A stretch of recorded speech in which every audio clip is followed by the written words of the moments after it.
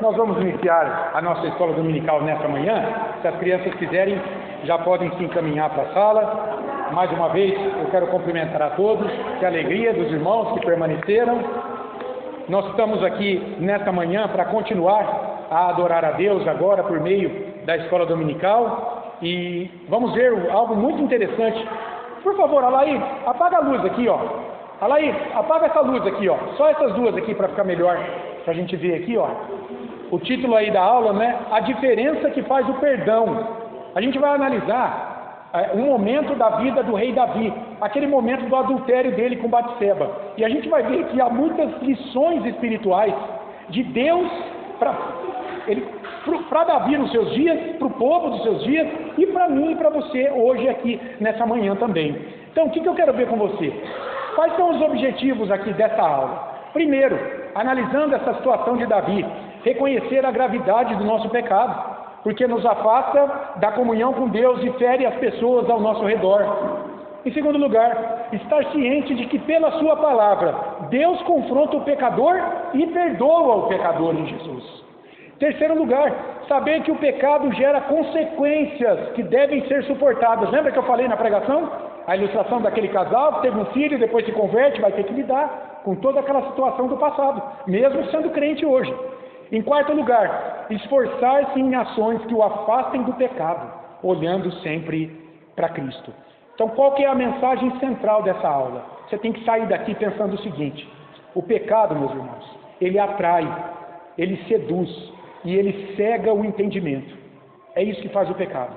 Mas Deus, em sua infinita misericórdia e graça, oferece o perdão por meio de Jesus. Que coisa maravilhosa, né? A divisão dessa aula são duas divisões aí, ó.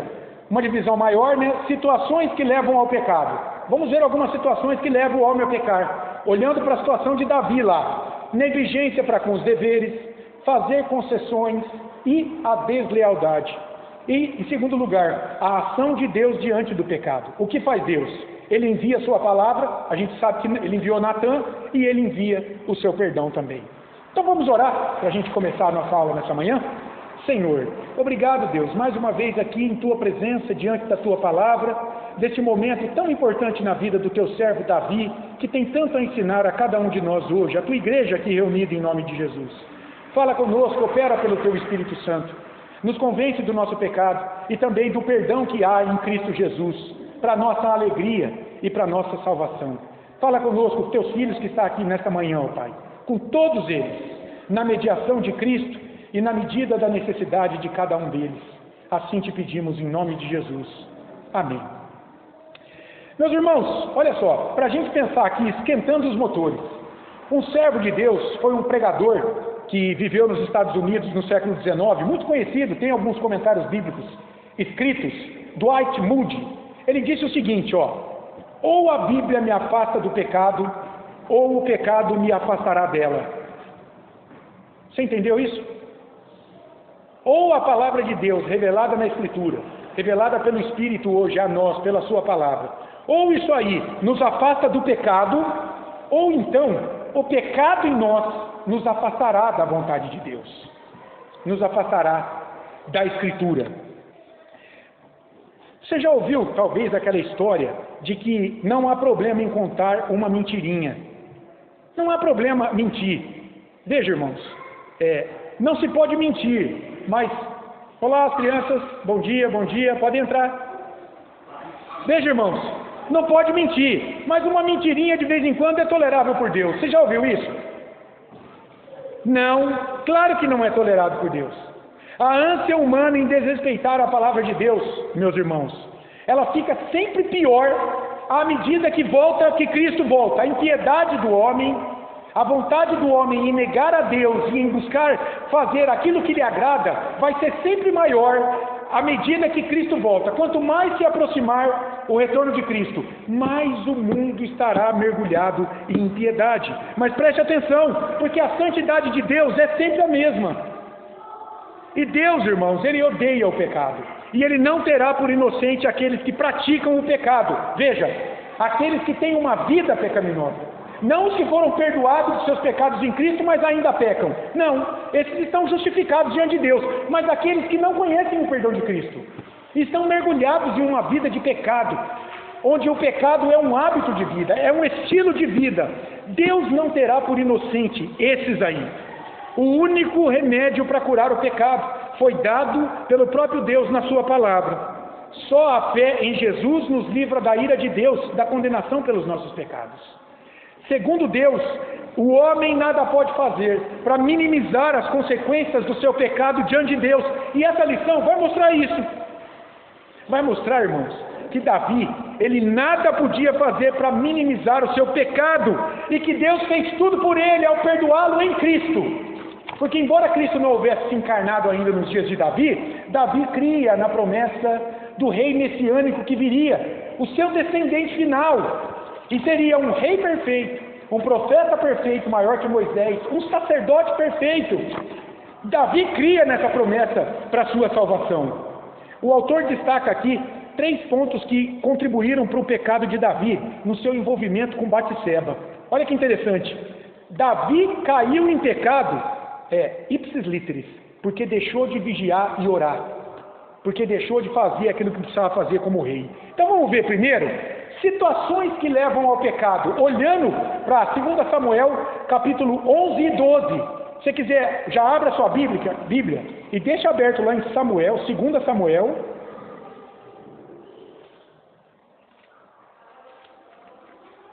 Segunda Samuel 11, capítulos 11 e 12. Nós não vamos ler todo o capítulo, só alguns versículos importantes.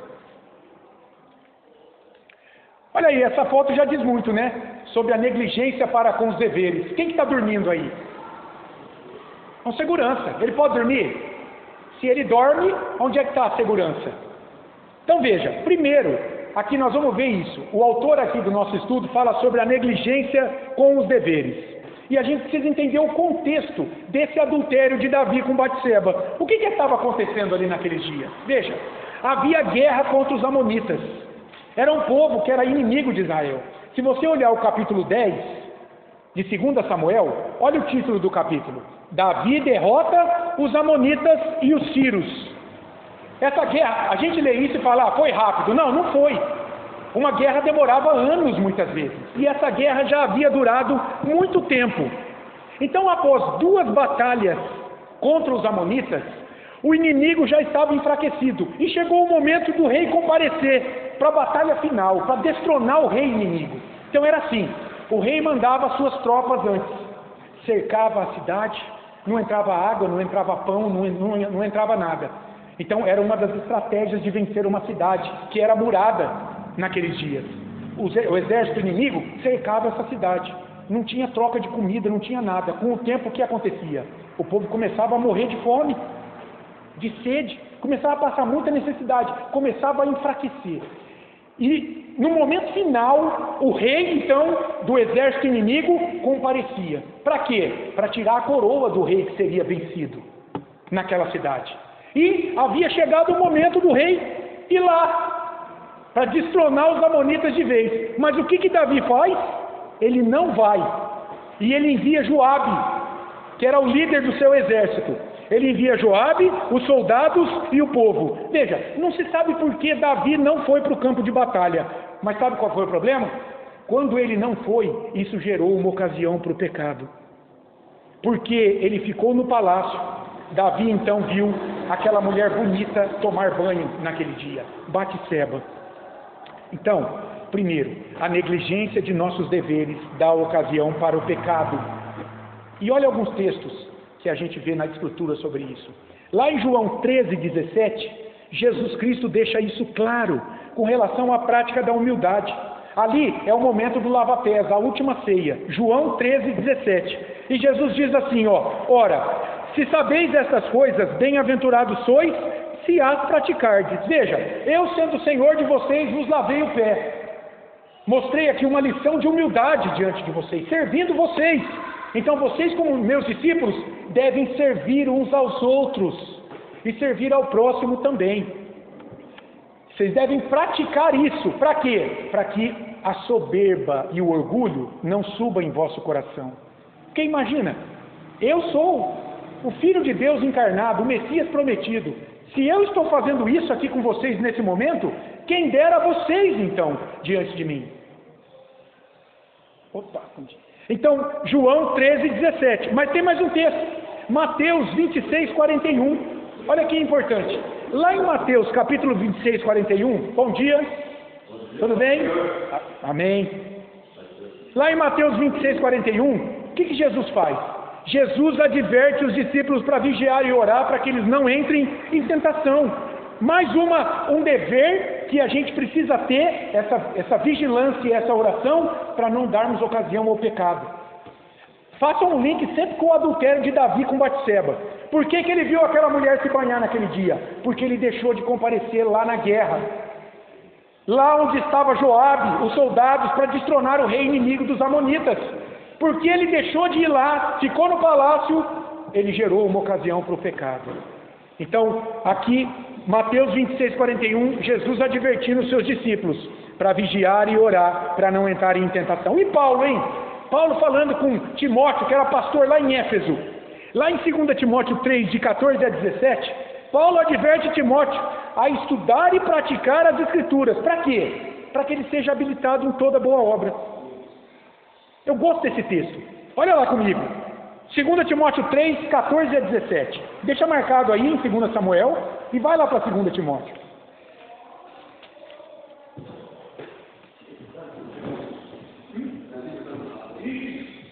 Por favor. Aqui, ó, você quer... Meu irmão, eu vou te dar uma aqui. Então pega lá. Tá bom. Abra lá em 2 Timóteo. Como é que ele chama lá? Tá bom. 2 Timóteo, capítulo 3. Eu gosto desse texto, irmão. Esse texto tem que ser meditado por nós. Olha o que Paulo diz para Timóteo. Tu, porém, Timóteo, permanece naquilo que aprendestes e de que foste inteirado, sabendo de quem o aprendeste, e que desde a infância sabes as sagradas letras, que podem tornar-te sábio para a salvação pela fé em Cristo Jesus. Toda a Escritura é inspirada por Deus e útil para o ensino, para a repreensão, para a correção, para a educação na justiça, a fim de que o homem de Deus seja perfeito e perfeitamente habilitado para toda boa obra. Como é que alguém pode praticar uma boa obra diante de Deus? Paulo está falando para Timóteo, a partir do conhecimento da Escritura, porque as nossas boas obras, elas partem da vontade de Deus, porque elas têm que ser feitas para a glória de Deus. Ora, Deus só pode receber uma obra para a glória dele se for feita segundo a vontade dele. E onde é que está revelada a vontade dele? Paulo está dizendo para Timóteo, na Escritura. Percebe? Porque só o crente pode praticar uma obra agradável e aceitável a Deus. Primeiro, porque essa obra está mediada pelo sangue de Jesus. Ela foi purificada pelo sangue de Jesus. Em segundo lugar, porque só Ele conhece a vontade de Deus nessa boa obra. Que coisa impressionante isso, irmãos. Paulo está dizendo, palavra inspirada de Deus. Então, olha o seu dever. Qual é? Conhecer a Escritura. Estudar. Hoje em dia em igreja a gente tem muita conversa, muita história e pouco estudo da Bíblia. Pouco estudo da palavra. E o Espírito Santo, ele é coerente. Ele só vai transformar a vida da igreja a partir da palavra que ele revelou ao homem. Se você não prega a palavra de Deus, o Espírito Santo não age. O Espírito, ele é coerente. Ele vai transformar a nossa vida a partir da palavra pregada ao coração. Então, mais um dever que vai nos livrar de ocasião para pecar: conhecer a Escritura. Você quer falar, meu irmão? Oh, sim. Agora, sim? Pode falar. Ah, sim, amém. Olha aqui, mais um. Lá em 1 Coríntios 7, 5, Paulo enfatiza a importância do relacionamento sexual entre marido e mulher. Para quê? Para que o diabo não tente o casal com pecados sexuais, como pornografia, adultério, autossatisfação. Lá em 1 Coríntios 7, Paulo está respondendo a pergunta sobre o relacionamento entre homem e mulher no casamento. E olha que interessante. Se ele está dizendo assim, ó, em outras linhas, se é pecado de fornicação o sexo antes do casamento, se é adultério o sexo no casamento que não seja com o seu cônjuge, igualmente é pecado a falta de sexo no casamento. Paulo está dizendo em 1 Coríntios 7. Ele explica lá isso aí, né? Não é o texto aqui da aula, mas ele explica, ó, não fiquem longe um do outro por muito tempo, exceto por um tempo breve, para vos dedicardes à oração, e depois vocês se voltem, se juntem de novo. Para quê? Para que o diabo não vos tente por conta da incontinência. Porque Deus sabe que o homem e a mulher vai buscar satisfazer esse desejo que Ele deu a nós, e que é puro, mas que o pecado macula. Mas o desejo sexual foi dado por Deus, para ser desfrutado no local correto, o casamento. Então, qual é o dever de um marido e uma mulher no casamento? Estar próximo, ter contato íntimo. Para quê? Para que o pecado não gere uma ocasião de pecado. Então você fica afastado da tua esposa, do teu marido, 1 mês, 2 meses, 3 meses, 4 meses? Ah, meu caro, sabe o que vai acontecer? Você vai começar a pensar numa antiga namorada, você vai começar a pensar em porcaria, você vai ouvir piada suja e por aí vai. Então, Paulo está dizendo, mais um dever para não dar ocasião ao pecado. Então veja quantas aplicações aqui. A Bíblia, irmãos, usa muitos deveres para nos blindar contra os ataques do mundo, da carne, a nossa natureza espiritual caída, e de Satanás. Então olha só, que deveres, para a gente pensar, que deveres temos negligenciado em nossos dias, e o que isso tem causado à nossa vida? Talvez você está afastado da comunhão do povo de Deus, da igreja de Deus. Por quê? Talvez você esteja mantendo algum pecado, sabe, um pet? Tem gente que trata o pecado como um pet, um animalzinho de estimação. Ele cuida todo dia do pecado, ele dá aguinha, ele alimenta o pecado na vida dele todo dia. Muito é por conta do quê?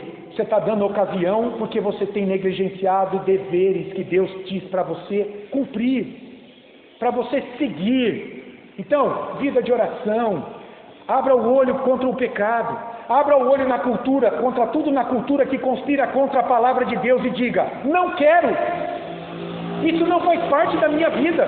Deveres, não faça concessões, é o que a gente vai ver em seguida, a questão das concessões. Vamos dar alguns exemplos aqui. Deus me pede para orar com ações de graças.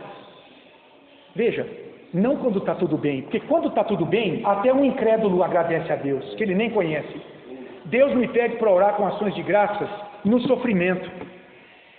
É difícil, irmãos. E se eu não faço isso, sabe o que vai acontecer? No meio da dor, ansiedade, medo, desespero, preocupação, muitas vezes incredulidade, vão tomar conta do meu coração. Eu vou me esquecer de Deus, que Ele está ali comigo no meio do olho do furacão. Mas por quê? Porque eu estou negligenciando um dever. Está doendo? Tudo bem, mas saiba que há um Deus poderoso. Ore com ações de graças nessa hora. E Paulo fala em Filipenses 4, a paz de Deus que excede todo o entendimento invadirá o teu coração. Mas olha só, mais um exemplo aqui. Deus me pede para buscar o seu reino e a sua justiça em primeiro lugar. Mateus capítulo 6. Na certeza de que tudo mais Ele acrescentará. Bom, se eu não luto para que isso seja verdadeiro, por exemplo, porque eu sou um assíduo jogador da loteria, porque eu trabalho na base da sorte e do azar, sabe o que eu estou dizendo? Eu deixo de confiar na providência de Deus. Deus me pede para eu buscar isso, em primeiro lugar, ter comunhão com Ele, com a palavra dEle, com a igreja dEle, e a partir daí, a providência dEle virá sobre a minha vida e nada há de me faltar. Mas muita gente faz o quê? Mesmo dentro de igreja, eu não posso deixar de apostar na loteria toda semana, terrível isso. Eu não posso deixar de consultar os astrólogos, eu tenho que ver o horóscopo desse dia, porque senão eu não fico em paz. É verdade, vocês estão rindo, mas isso acontece com gente dentro de igreja, muitas vezes. Está dizendo o quê? Está dando ocasião para quê? Para o pecado, para se afastar de Deus, para não buscar comunhão com esse Deus que é provedor. Um dos nomes no hebraico para esse Deus é Javé Jireh. Javé Jireh significa Deus é provedor, Deus proverá. Ainda, Deus me pede para caminhar unido ao povo dele. Por quê? Porque é nessa comunhão que ele dispensa a bênção e a vida eterna. Salmo 133. Mas se eu não tenho compromisso com a igreja de Cristo, igreja visível, o que vai acontecer com a minha fé? O que acontece com uma brasa longe do braseiro? Esfria. Mais um dever, compromisso com a igreja. Compromisso, tem que vir na igreja, tem que vir aqui. A igreja visível, ela é testemunha da igreja invisível, selada pelo Espírito nos céus. Nem todo mundo na igreja visível é salvo, mas todo mundo que é salvo, havendo oportunidade, vem para congregar, porque ele tem sede de Deus, ele quer ter a sua alma alimentada pela pregação da palavra, pelo sacramento da ceia. Entende isso? Então, mais um dever para que a tua fé não esfrie, porque se a tua fé esfriar, você está um passo para pecar. Ainda, Deus me pede para satisfazer meu desejo, isso aqui eu já falei, meu desejo sexual no casamento. E se eu não faço isso, então eu fico escravo dos pecados sexuais que acabam em morte. Qual é meu dever como um homem casado? Dar atenção para minha esposa, conceder a ela o que lhe é direito, o relacionamento. E o dela é conceder a mim o que é direito. Paulo explica isso lá em Efésios capítulo 5, quando fala da unidade orgânica da igreja, olhando para o casamento, a união de homem e mulher como uma só carne. E em 1 Coríntios 7, ele explica isso também. Então, mais um dever, eu tenho que atentar para isso. É claro, né, irmãos, falando dessa questão do relacionamento íntimo no casamento, havendo possibilidade. Porque às vezes é um casal idoso já passou dessa fase, ok. Mas o que eu estou dizendo é, no casamento, havendo oportunidade, marido e mulher têm que estar próximos para não dar ocasião para o pecado na vida sexual. Enfim, irmãos, Deus nos impõe vários deveres para o nosso bem. Para quê? Para que a gente fuja da sedução do pecado. E olhando para aqui para Davi, 2 Samuel capítulo 11 e 12, se Davi tivesse ido com o povo para a batalha final contra os amonitas, cumprindo o seu papel de rei, líder da nação de Israel, para destronar o rei lá dos amonitas, ele não teria dado ocasião para o adultério com Batseba. Mas ele ficou no palácio. Em segundo lugar, situações que levam ao pecado, olhando para essa cena, fazer concessões. O que é concessão, irmão? Quando você faz concessões, você está permitindo algo. Você está fazendo concessão. Você está autorizando que a situação prossiga, que determinada situação prossiga, e aqui no nosso contexto, até o pecado estar consumado. Quer ver alguns exemplos? Eu pensei, você começa a conversar com uma pessoa, e você nota que a conversa tomou outro rumo. Essa pessoa está te olhando meio atravessada. É uma mulher com a qual eu estou conversando. O que eu faço? Eu interrompo o assunto. Eu não prossigo para consumar o pecado. Porque se eu continuo conversando, pode ser que essa mulher queira me beijar. Entende? Outro exemplo. Você iniciou um negócio qualquer, e você percebe que você pode ganhar mais dinheiro se você adotar determinadas práticas, não tão ortodoxas, não tão éticas. Você permite isso. E o pecado acontece. Você quebra a lei tributária, por exemplo.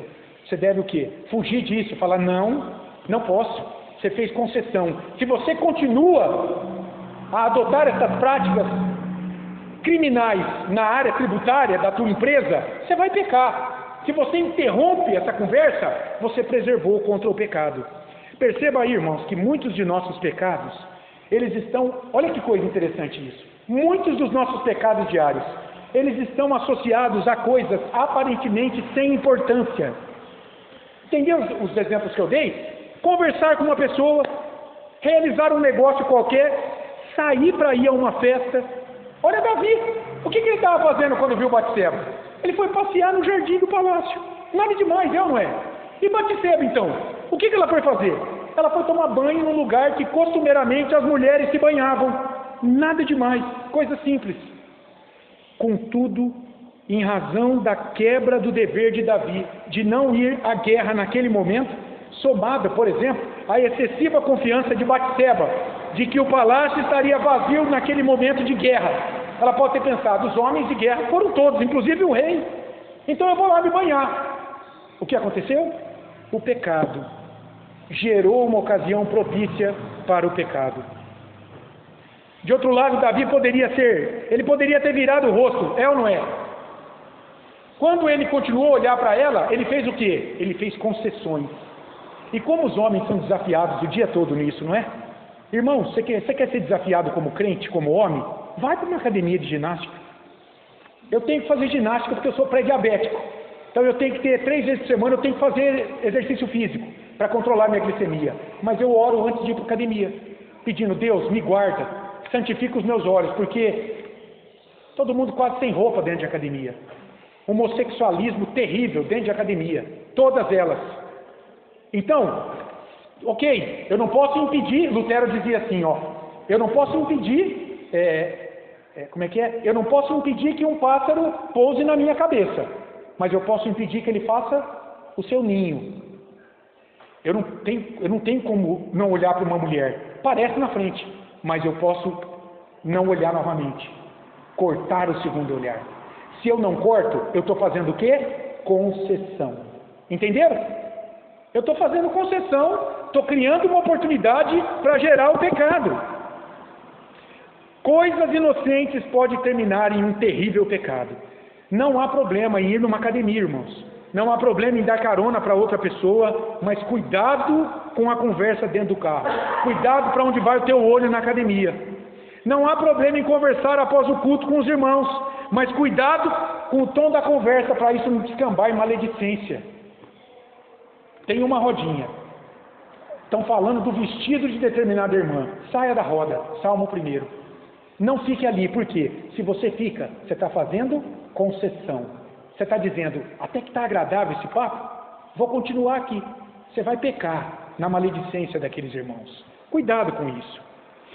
Em Jeremias 17:9, um texto muito conhecido, né? Jeremias, palavra inspirada por Deus, vai dizer que não há nada mais corrupto do que o nosso coração.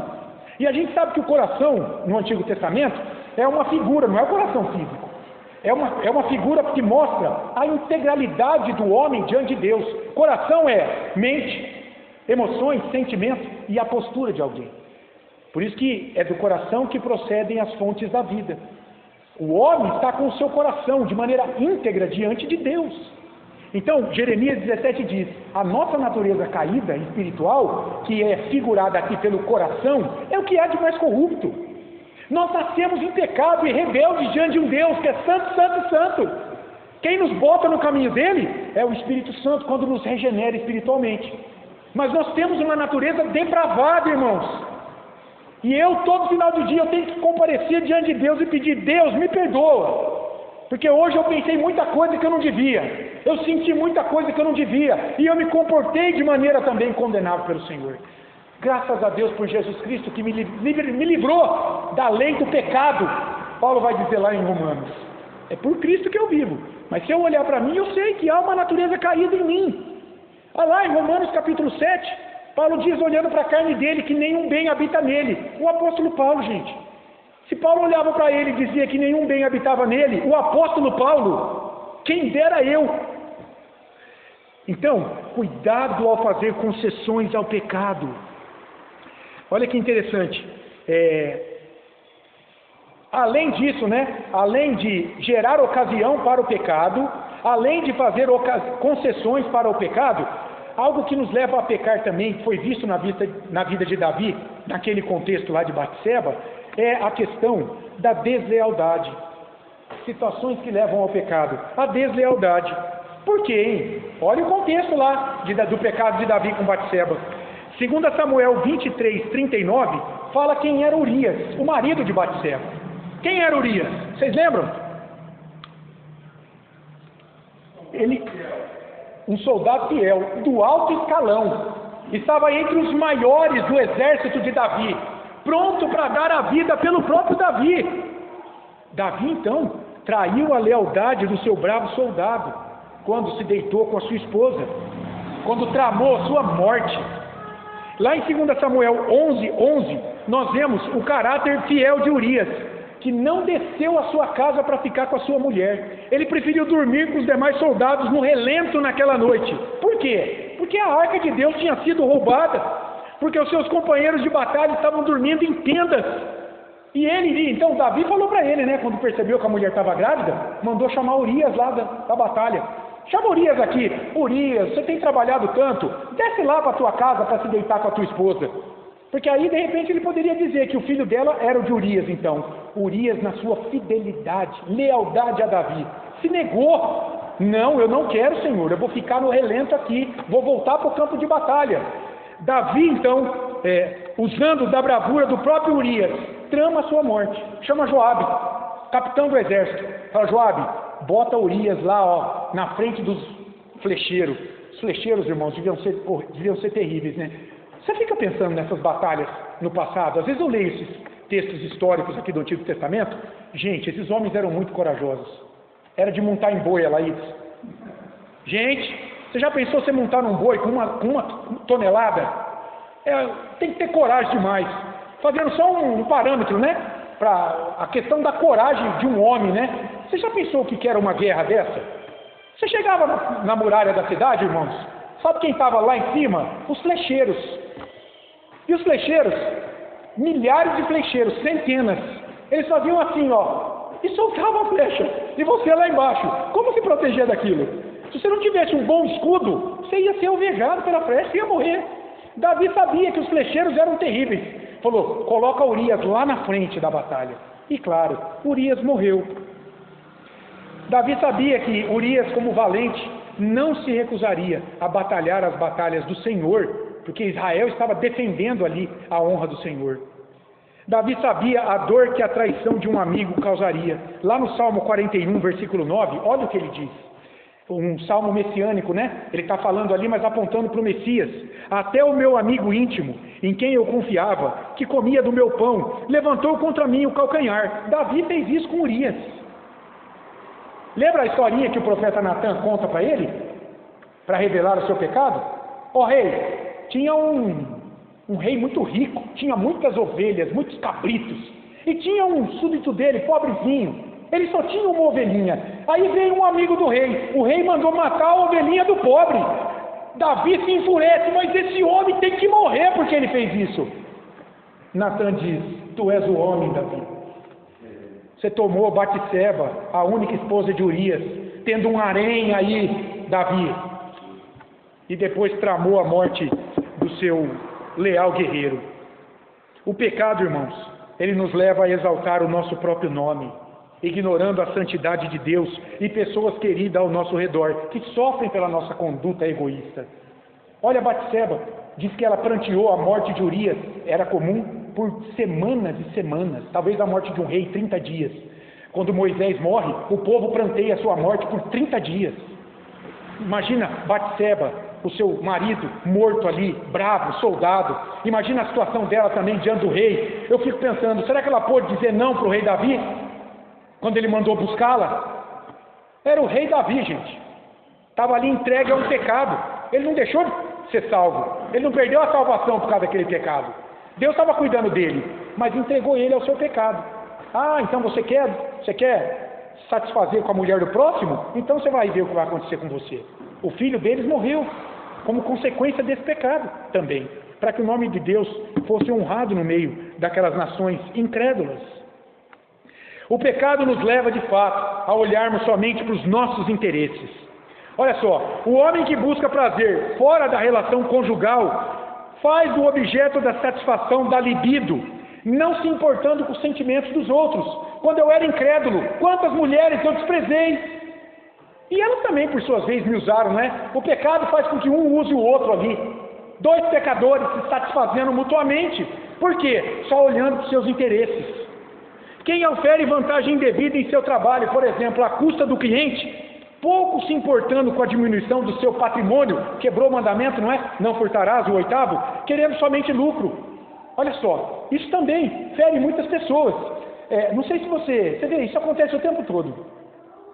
Às vezes, na ânsia de cativar um comprador de carro, o que a concessionária faz? Ela lança uma propaganda assim, ó, IPVA pago e o tanque de combustível de graça. Você acha que é de graça? Está tudo embutido no preço do carro, meu irmão. Mas esse é o anúncio. Está pouco se importando se está te ludibriando ou não, se está te engodando ou não, se está te convencendo do erro ou não. Ela quer o quê? Ela quer satisfazer o seu interesse no lucro. E para ela lucrar, você vai ter que perder. Veja, eu não estou condenando comprar carro, entenderam? E nem o trabalho da concessionária, não é isso. Eu estou olhando para o que há por trás de muitas vezes do pecado. O pecado é um embuste. Ele engana, ele atrai, ele seduz, ele corrompe e ele nos leva a pecar, a manchar a santidade de Deus, quebrando a sua lei. Agora na religião. Quem usa a religião para se autopromover na igreja? Quantos líderes hoje sendo ungidos do Senhor, intocáveis naquilo que falam. O cara está pregando uma coisa que às vezes não é bíblico, veio do coração dele, mas vai de você se você apontar o dedo para ele. Líderes que estão se autopromovendo na igreja, estão manipulando emoções dos ouvintes, manipulando seus irmãos, a fé simples do povo, com objetivos egoístas. Eles estão sendo o quê? Infiéis. Infiéis a Deus, ao ministério que Deus os chamou para entregar a palavra de Deus aos ouvintes. Por trás de tudo isso, irmãos, o pecado é uma ofensa à santidade de Deus. Então, o pecado faz pouco caso do nome de Deus, do caráter de Deus, da glória de Deus. É por isso que Davi foi punido com a morte do filho que ele teve com Batseba. Como eu expliquei na pregação dessa manhã, nós estamos pregando a carta de Paulo aos Romanos aqui, meu irmão. E nessa manhã a gente pregou Romanos 3, de 1 a 8. E lá a gente vê por que Deus puniu Davi. Porque o que Davi fez com Urias e com Batseba foi horrível diante das nações gentílicas. Nações que muitas vezes tinham mais ética do que Davi fez. Então, eles olhavam para o Deus de Davi e diziam assim: o quê? O Deus de Davi permite que um homem faça isso com o seu general? Com a mulher do seu general? Tamanha maldade? Como que eu vou crer nesse Deus? E Deus havia chamado o judeu para ser um testemunho, para ser luz diante dos gentios que não conheciam ele. E Davi estava envergonhando o nome de Deus. Então, Deus o perdoou, mas ele teve que arcar com as consequências do seu pecado. Qual foi? A morte da criança. Depois eles tiveram Salomão, mas no primeiro momento, a criança morreu. Deus vingou a sua justiça pelo pecado de Davi com Batseba. Deus poderia fulminar Davi para sempre aqui também, irmãos, diante disso. Assim como eu e você, quando a gente age como Davi, mas a misericórdia de Deus prevalece contra o juízo. Graças a Deus por isso. A misericórdia de Deus alcançou Davi. Então, se há situações que levam ao pecado, em segundo lugar, a ação de Deus diante do pecado. Vamos ver a ação de Deus. O que fez Deus ali, naquele momento? É Deus quem age diante do pecado consumado, irmãos. Olha comigo aí, 2 Samuel 11, 26 e 27. Vai lá em 2 Samuel, capítulo 11, versículos 26 e 27.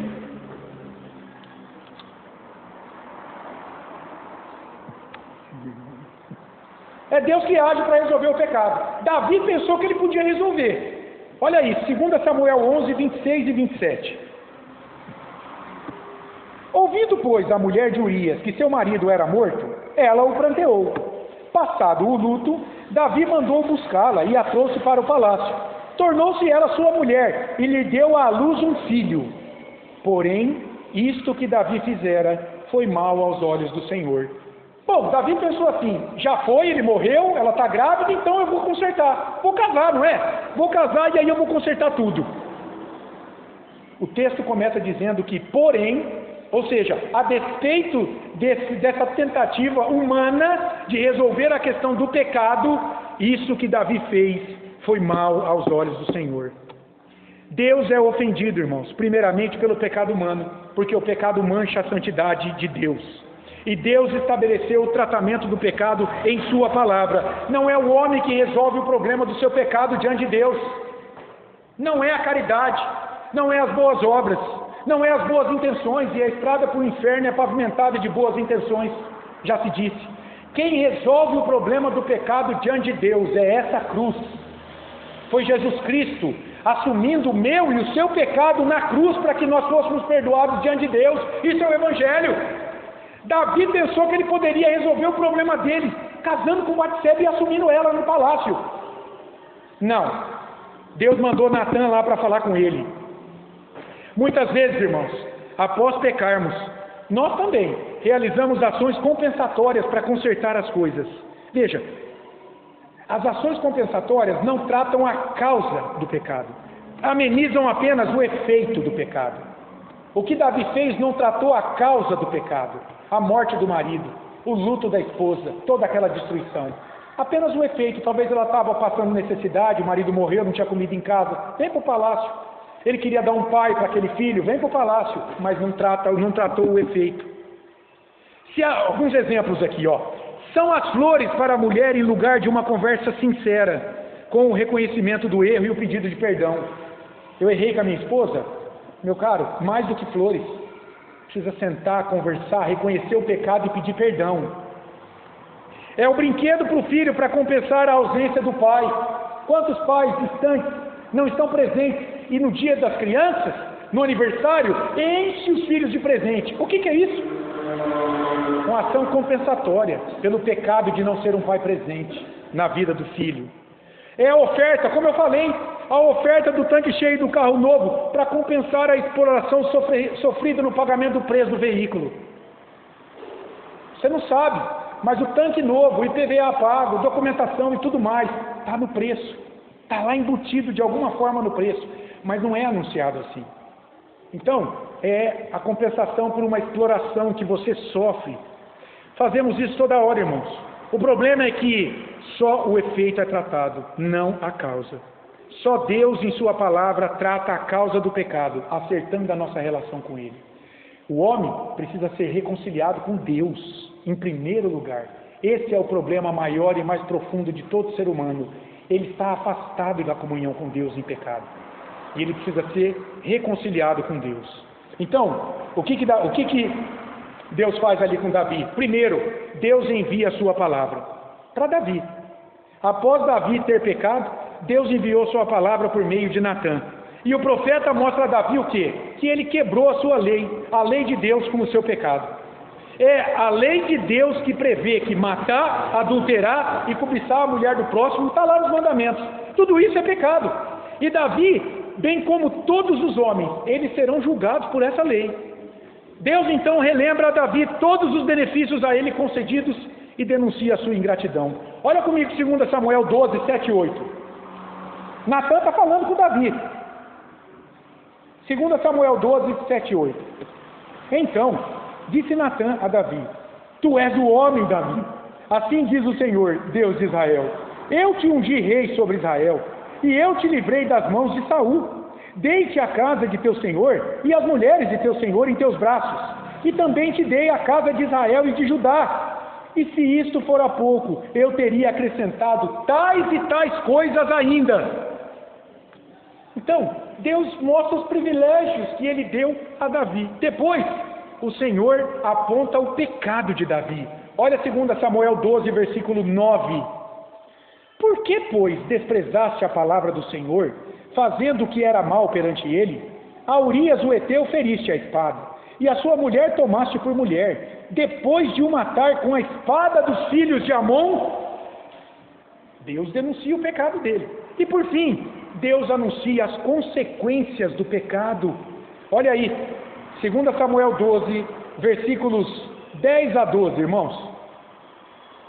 Agora, pois, quer dizer, porque você fez isso, esse pois, essa conjunção, ela é conclusiva, ela dá sequência ao argumento. Então, porque você agiu assim, não se apartará a espada jamais da tua casa, porquanto me desprezaste e tomaste a mulher de Urias o Heteu para ser tua mulher. E a gente sabe quantos problemas Davi enfrentou com seus filhos. Absalão o perseguiu e queria matá-lo.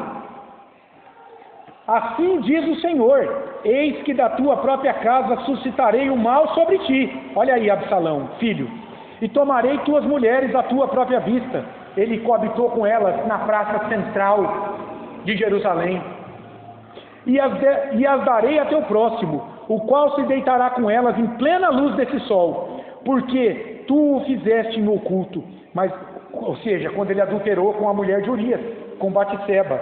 Mas eu farei isso perante todo Israel e perante o sol. Agora, versículo 14. Mas posto que com isso deste motivo a que blasfemaste os inimigos do Senhor, também o filho que te nascerá morrerá. E tem gente que diz aí que Deus perdoa o pecado e agora você é só vitorioso, é só alegre, é só feliz, não há consequências nenhuma. Não, não é assim não. Deus perdoa o teu pecado em Cristo. Você não é mais condenado pela lei dele, mas você vai ter que arcar com muita consequência ainda. Frutos do pecado, escolhas erradas que você fez em tua vida. Natã está falando para Davi, a espada agora, por conta desse pecado, a espada é guerra, não se afastaria da sua casa, haveria conflitos familiares, suas concubinas seriam possuídas pelo teu próprio filho Absalão, O filho de Batseba morreria. Diante da palavra de Deus, ficamos calados, irmãos, diante da nossa miséria. E eu te pergunto, aqui nessa manhã, você consegue cumprir algum dos mandamentos? Será que você prefere não pensar nisso? Ou será que você procura justificar a sua conduta relativizando o mandamento? Não é mentira, é só uma mentirinha. Eu adulterei, mas foi a primeira vez e eu amo a minha esposa. Será que a gente relativiza os nossos pecados para justificá-lo? O quanto você é arrependido, meu irmão, de seus pecados? Certa vez eu perguntei, eu fiquei muito chateado, na igreja, porque uma família foi embora, machucada por uma situação lá, que não foi nem nada muito grave, mas esses irmãos ficaram muito machucados. E eu fui falar com um pastor mais experiente na fé. Sabe o que ele me disse? Falei para ele que eu estava muito chateado, que tristeza, tal. E é justo ficar chateado, claro, a gente não quer ver as pessoas indo embora.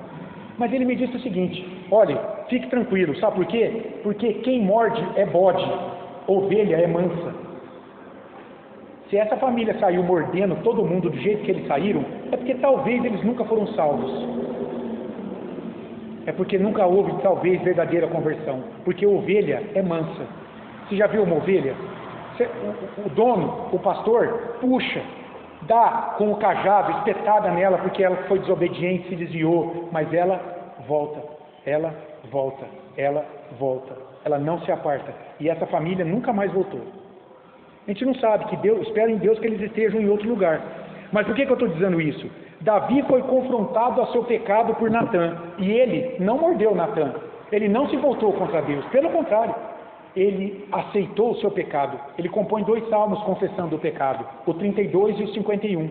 Os salmos 32 e 51 foram compostos por Davi nesse contexto do pecado de adultério com Batseba. E ali ele declara: Senhor, eu nasci na iniquidade, em pecado me concebeu em minha mãe. Eu pequei, Senhor, eu feri a tua santidade, de modo que serás justos no teu falar e no teu julgar. Davi não olhou a morte do filho dele como algo: esse Deus é injusto, é infiel, não sirvo mais a esse Deus, nada disso. Davi foi ovelha mansa, entendeu que errou, quietinho, cabeça baixa, aceitou a repreensão. Natã disse: é você, Davi, esse homem que matou a única ovelhinha que ele tinha, quando se deitou com a mulher de Urias, a única esposa que ele teve. Isso é impressionante, irmãos. Ele não ignorou o seu ato, ele não relativizou o seu pecado, ele não justificou a sua conduta, ele confessou o seu pecado e aceitou a justiça de Deus. Olha 2 Samuel 12:13. Então disse Davi a Natã: pequei contra o Senhor. Disse Natã a Davi: também o Senhor te perdoou o teu pecado, não morrerás. E aí a gente entra no último tópico aqui do estudo. Deus envia o seu perdão. Imediatamente após a confissão, Deus perdoa Davi. Você prestou atenção aí? Olha como está construído esse versículo 13.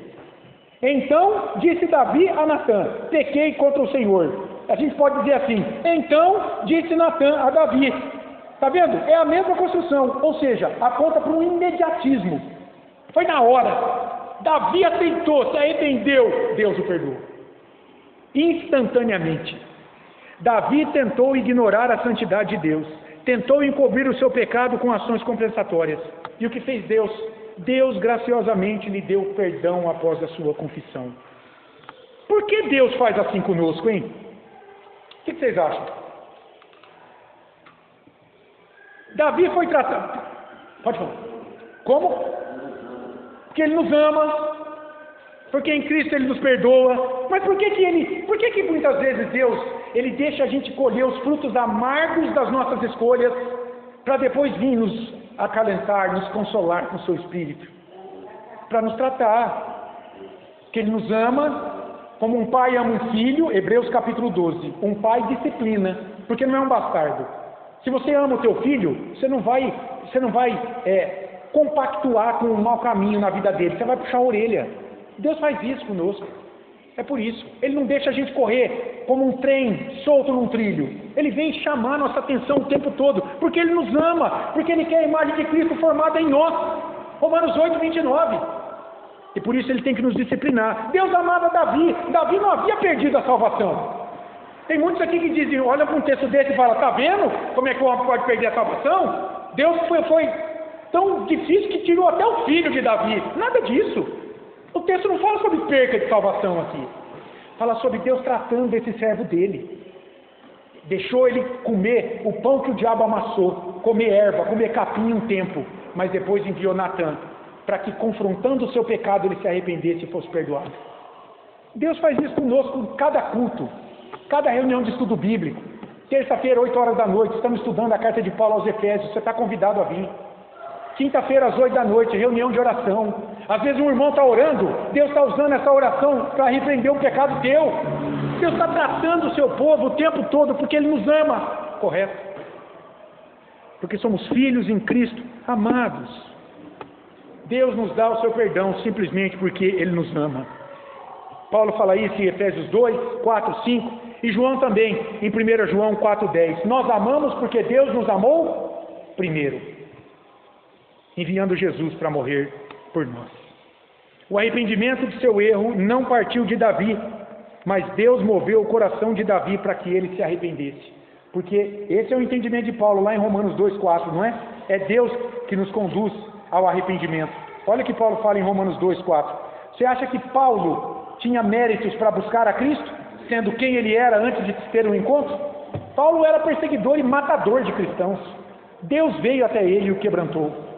Olha Romanos 2, 4. Ou desprezas a riqueza da sua bondade, Paulo está falando da bondade de Deus, e tolerância com o nosso pecado, e longanimidade, a sua grande paciência, ignorando que a bondade de Deus é que te conduz ao arrependimento. Paulo está falando para os judeus que estavam rejeitando o evangelho naqueles dias que ele pregava. Deus quer que você se arrependa, judeu. Pare de confiar nas obras da lei de Moisés e confie no evangelho que eu estou pregando, de que quem salva você não são as obras da lei, mas é a fé em Jesus Cristo. A salvação é pela graça mediante a fé. Ele vai defender em Romanos a doutrina da justificação o tempo todo. Não é por obra, é pela fé em Cristo, é pela fé na única obra. Então, o mérito não é de Davi. Você quer ver uma coisa que é muito equivocado hoje? Muitas pessoas com boa intenção contam histórias bíblicas destacando um personagem. Destacam Sansão, destacam Davi, destacam o sacerdote Eli, destacam o rei Davi. Irmãos, por trás de todo personagem é sempre Deus que está operando, e é Ele que está sendo destacado, porque é Ele que está conduzindo pelo seu Espírito esse personagem. Então aqui, o mérito não é de Davi, porque foi Deus que nos bastidores operou, para que ele reconhecesse o seu pecado, o confessasse, e aí ele fosse perdoado. Pode dizer, Laís? É interessante a ideia do Saulo, que o Espírito de Deus, quando ele é repreendido, aí ele cai no crime, porque aí ele não apela, ele não briga, ele bate o Cristo, porque o Davi diz assim, em outras palavras, é verdade, agora eu confesso que eu pequei. Então, o Paulo, ele tem um padrão diferente na hora de ser mandado, na hora de ser ensinado, e ele cai no crime. Sim. Se o Davi fosse o Saul da vida, sim, não dá problema com isso. Tinha se revelado. Mas aqui é o negócio. Sim. Então o Espírito de Deus, ele tem de conexão com o Espírito do homem, e ele bate na hora, realmente. É porque lá em João 16, Jesus diz, quem abre os nossos olhos para o pecado, para a justiça e para o juízo? É o Espírito Santo. Então, e olha, tem uma aplicação até interessante aí também, né? Nesse momento aí. Davi foi confrontado pela palavra de Deus. Está vendo a importância de estar na igreja, irmãos? Quando é que você vai ser confrontado por Deus? Não é no bar, não é no jogo de futebol, não é na rua, não é em casa vendo culto na TV, nada disso. É na comunhão do povo aqui.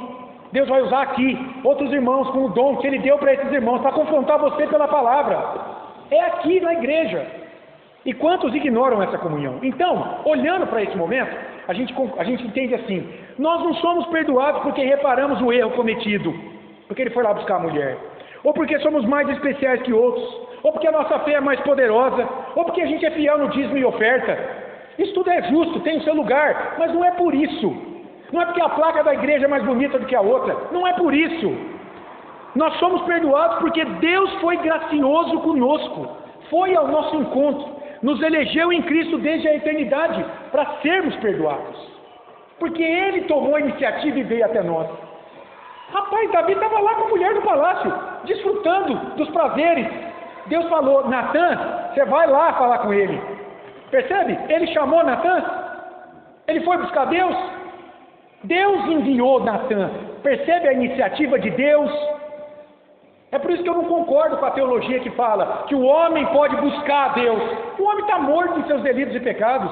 Efésios capítulo 2. Paulo compara ali aquele homem a um cadáver. Vai num velório, chega num caixão, fica do lado do caixão. Olha o cadáver. Ele não vê, ele não sente, ele não ouve, ele não fala, ele não cheira. Paulo fala: essa é a imagem do homem sem Cristo. Ele está morto, ele não pode ir até Deus. E quando ele vai, é porque Deus agiu para ele ir. O cara não quer essa informação porque é Deus que está cuidando. Porque na história do Antigo Testamento, se alguém tivesse perdido essa relação, não era Davi. Um deles, né? Um deles. Sansão também ignorou Deus o tempo todo, foi casar com uma mulher lá que não era nem do povo dele. Mas a maneira que o Davi trabalhou de fez, se alguém tivesse que perder, sim. Sim. Com certeza, Laís, é isso mesmo. E daí a gente pode concluir. Antes da conclusão, alguém quer falar alguma coisa?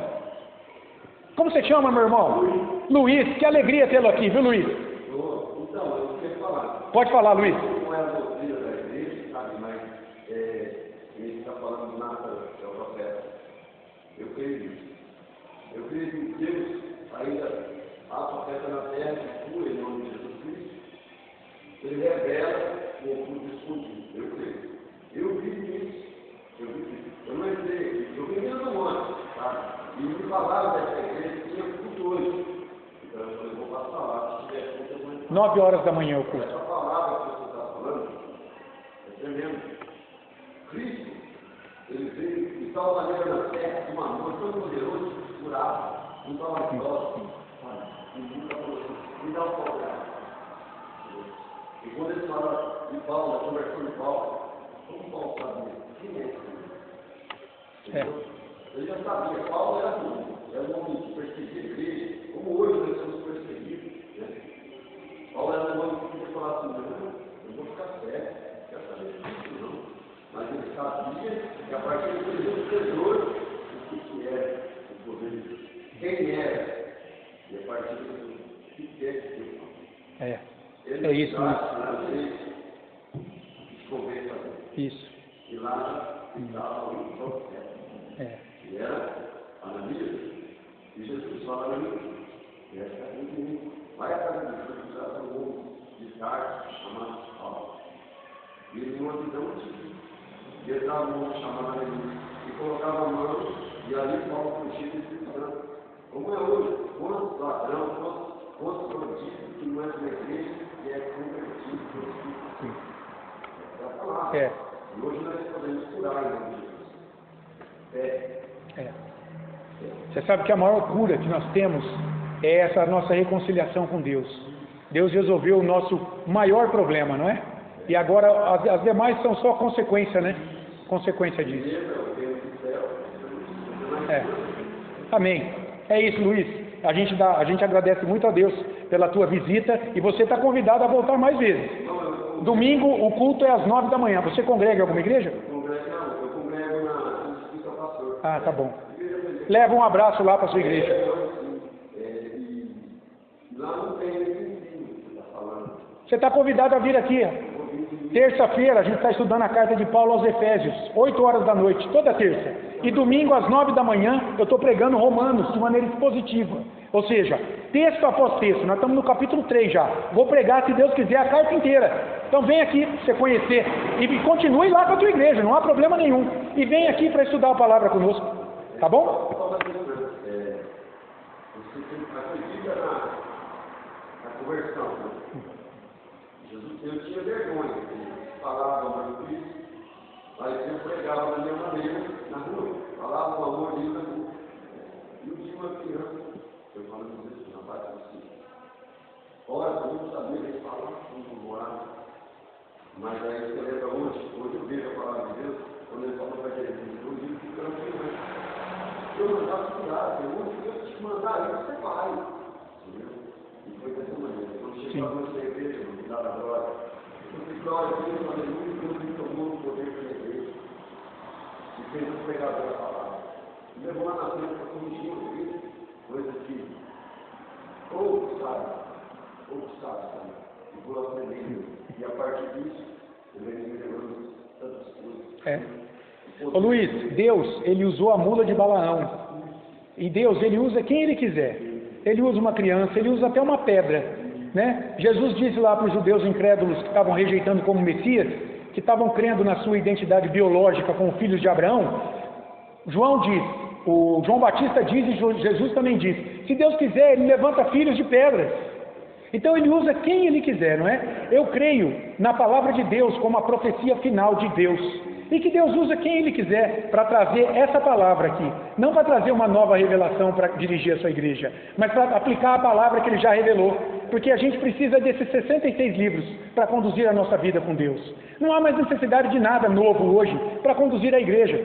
Deus já revelou Cristo, já revelou a sua palavra final por meio do ministério de Cristo e o ministério apostólico que se seguiu. Encerrou o cano bíblico, 66 livros. Agora o Espírito Santo faz o quê para conduzir a igreja? Aplica essa palavra, só isso. Isso basta. A gente se satisfaz nisso. Então, graças a Deus, porque Deus usou uma criança para alcançar a tua vida. E também a minha transformação, todo mundo aqui vai ter uma história, né? Que Deus usou alguma coisa aí para trazer a palavra dele para o nosso coração. E a gente hoje descansa nessa palavra revelada. Irmãos, a conclusão aqui da nossa aula está aí, ó. Os servos de Deus neste mundo, ainda que fortalecidos e orientados pelo Espírito de Deus, ainda travam uma tremenda luta contra o quê? Contra o tenaz assédio do pecado. Hebreus 12, 1. Nesse combate aí, muitas vezes, o que acontece com a gente? A gente falha, a gente tropeça.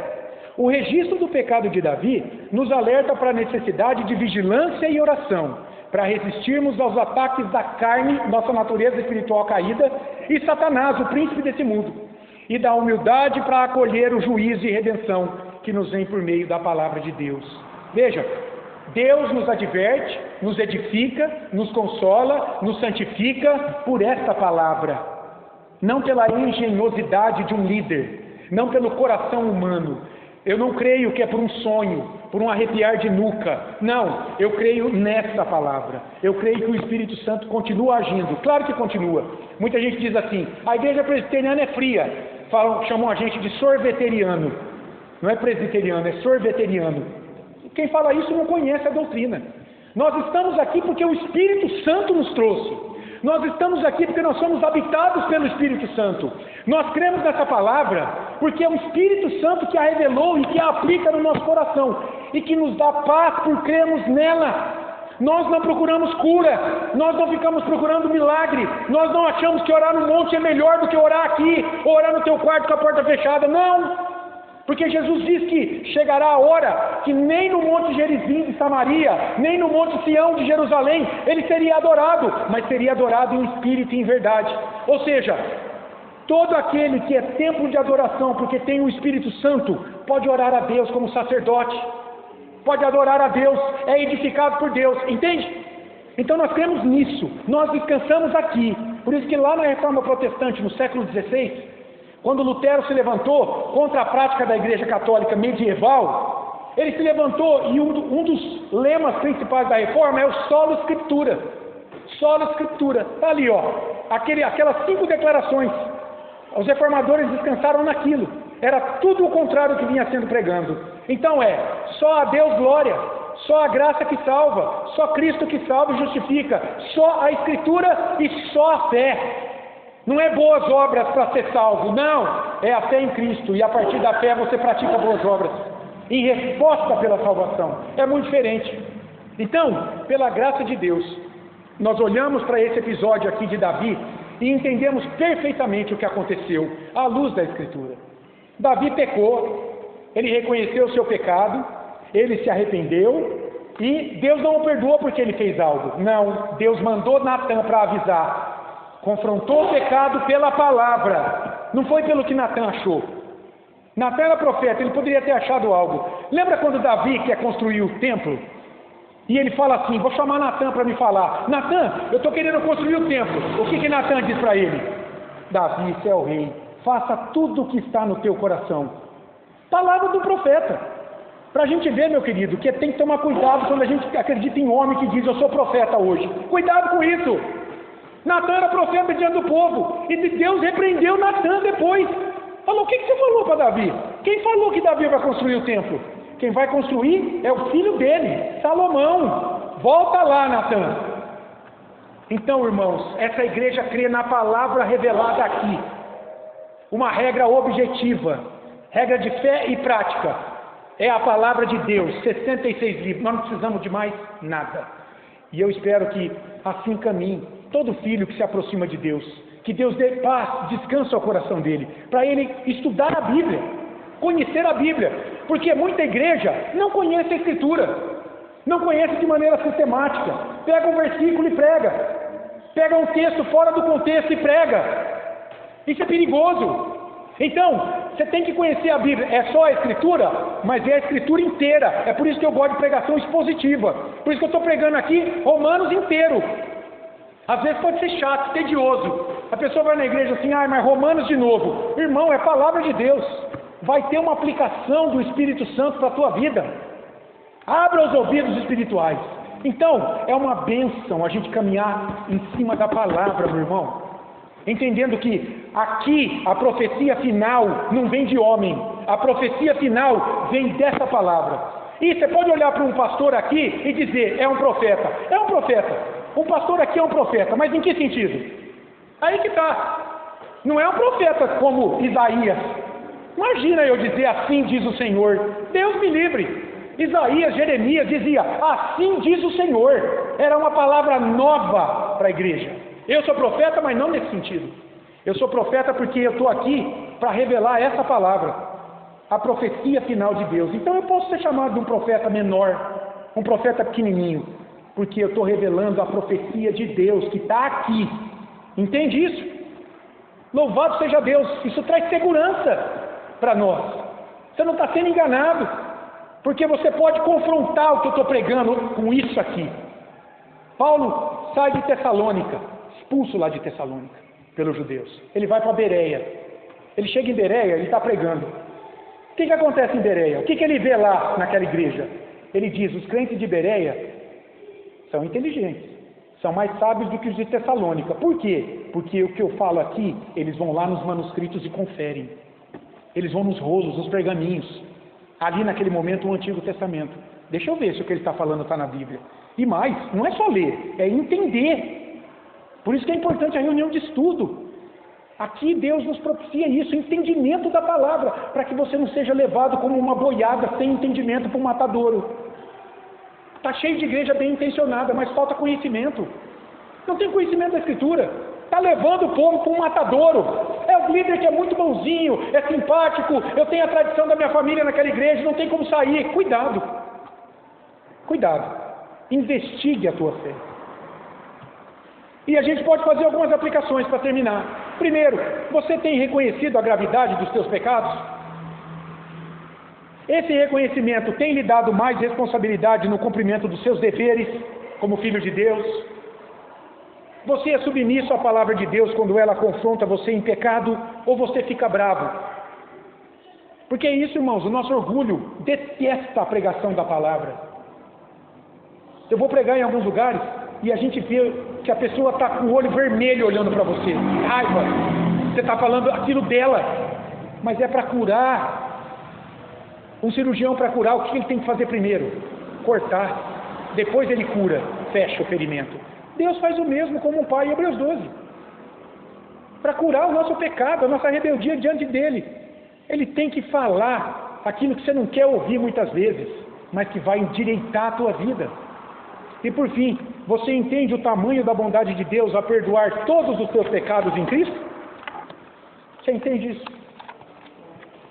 Glória a Deus, meu irmão. Graças a Deus, porque em Cristo Jesus nós somos mais do que vencedores. Já não há mais nenhuma condenação para os que estão em Cristo Jesus. Graças a Deus, porque Deus, por graça, nos alcançou pelo caminho. Como Ele alcançou Paulo, que não queria nada com esse Deus. Ele foi alcançado no caminho também.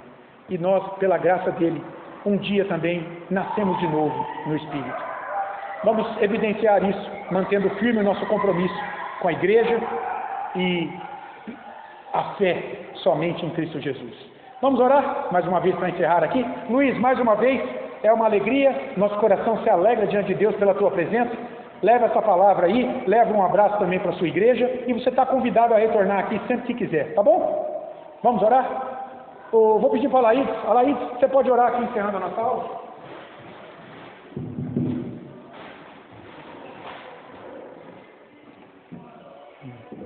Senhor Deus, muito obrigado por mais essa palavra, por mais curso, por comunicar hoje, graças a Deus. Obrigado, Senhor. Você é a igreja que escreveu que a palavra de Deus, escrita pelo Senhor, é o que nós precisamos de conhecer. E orar ao Senhor para que levemos escrito da sua palavra, a palavra final do Senhor da vida sagrada. Obrigado. Nós precisamos de uma outra revelação. Ó Deus, louvado seja o teu nome, Senhor. Dá-nos descanso na tua palavra, em nome de Jesus. Ela é suficiente para nós que cremos pelo poder da palavra, da cruz, da salvação do Senhor Jesus. Obrigado, Senhor. Ó Deus, em nome de Jesus. Obrigado pela Escritura, obrigado pelo livro sagrado, obrigado pela Bíblia. Obrigado, Senhor. Obrigado pela tua igreja entender que nós precisamos somente da Escritura e só ela. Ó Senhor, abre os olhos do teu povo, Pai. Obrigado, abre os corações, Senhor. Obrigado pela vida, pela saúde, pela esperança que temos nesse livro sagrado. Obrigado. Obrigado, Senhor. Não é necessário mais nada, porque a gente não consegue interpretar totalmente, ainda tem mistérios que a gente ficou, que são o Senhor sabe. Então a gente comprova e aprova que é a palavra do Senhor, a palavra final.